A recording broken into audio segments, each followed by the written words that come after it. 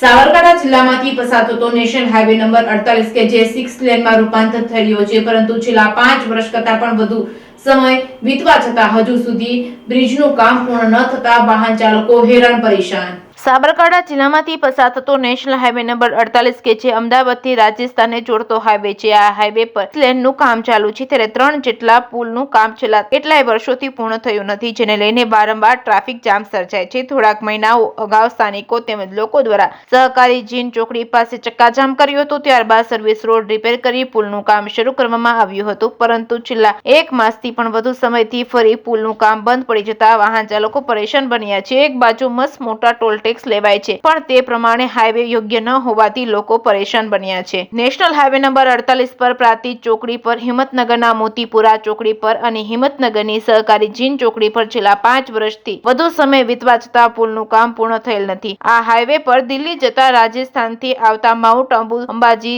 જતા મુસાફરોનો ઘસારો વધુ હોય છે, પરંતુ પુલનું કામ પૂર્ણ ન થતા વારંવાર ટ્રાફિક જામ સર્જાય છે। તો સહકારી જીન પર તો હોસ્પિટલ, કોલેજ અને મુખ્ય સિવિલ પણ આવેલી છે। ટ્રાફિકમાં અનેકવાર એમ્બ્યુલન્સ પણ ફસાય છે। જો કોઈ વાહન બગડે કે અકસ્માત સર્જાય તો ભારે ટ્રાફિક જામ થઈ જાય છે, તો કેટલાક વિસ્તારમાં તો રસ્તો પણ ખખડધજ થયો છે। એક બાજુ તો વિકાસની વાતો થાય છે, તો સામે છેલ્લા કેટલાય વર્ષોથી હાઈવેનું કામ પૂર્ણ થતું નથી, જેને લઈને વાહન ચાલકો સહિત સ્થાનિકોમાં પણ રોષ જોવા મળ્યો છે। હવે ફરી એકવાર સ્થાનિકો અને વાહન ચાલકો વિરોધ કરે તો તેમાં નવાઈ નહીં રહે। ટોલ ટેક્સ તો લેવાય છે, પરંતુ સવલતોના નામે હાઈવે મીંડું છે। રિપોર્ટિંગ બાય અશોક નાઈ, સાબરકાંઠા।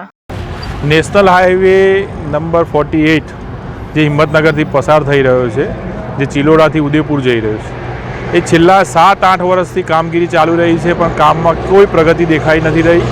8 વર્ષ થયા છતાં પણ નેશનલ હાઈવે પર ઠેર ઠેર ખાડા પડી ગયા છે અને જે બ્રિજની કામગીરી છે એ ખૂબ જ ધીમી ચાલી રહી છે। ગઈ સંસદમાં પણ આપણે મીડિયા માધ્યમથી રજૂઆત થઈ હતી।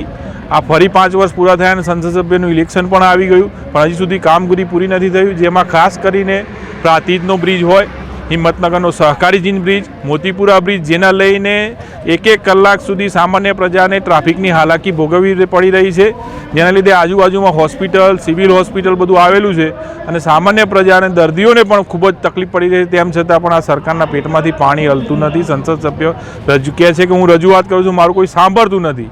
તો આ પરિસ્થિતિમાં સામાન્ય પ્રજાને શું કરવું એ મોટો પ્રશ્ન થઈ રહ્યો છે। ટોલ ટેક્સનો 1 પૈસા પણ વસૂલ કરવામાં આવે છે, 1 રૂપિયો પણ ઓછો લેવામાં આવતો નથી। તેમ છતાં પણ આ રોડ રસ્તાની સુવિધામાં ક્યારે પૂરું થશે હજી સુધી કોઈ નક્કી થતું નથી। કોન્ટ્રાક્ટરો એવું કહે છે કે અમને પેમેન્ટ મળતું નથી, એટલે અમે કામ રોકીને બેઠા છીએ। 1-2 મહિના કામ ચાલે છે અને પાછું 4 મહિના કામ બંધ રહી જાય છે। એટલે સરકારશ્રીને નમ્ર વિનંતી છે કે તત્કાલ ધોરણે આ બ્રિજનું કામ પૂર્ણ કરવામાં આવે।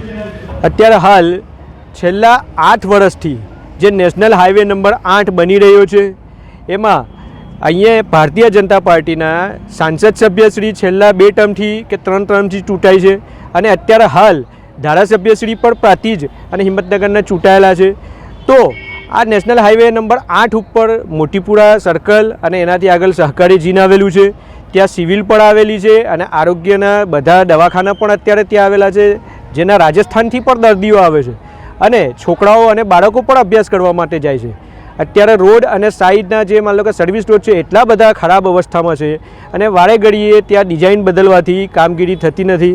ભારતીય જનતા પાર્ટીના ધારાસભ્યશ્રી અને સાંસદ સભ્યશ્રીને જાહેર હિતમાં માગણી છે કે આ પબ્લિકને રિલેટેડ મુદ્દો હોય, વહેલી તકે રોડ બની જાય અને એનો જે લાભ છે એ નાગરિકોને મળતો થાય। અત્યારે હાલ ઘણી વખતે જે એમ્બ્યુલન્સ છે એ પણ માન લો કે તમારે એના અંદર ફસાતી અમે જોઈ છે। નાગરિકોનો હિતમાં વહેલી તકે આ રોડ બને એવી અમારી માંગણી છે।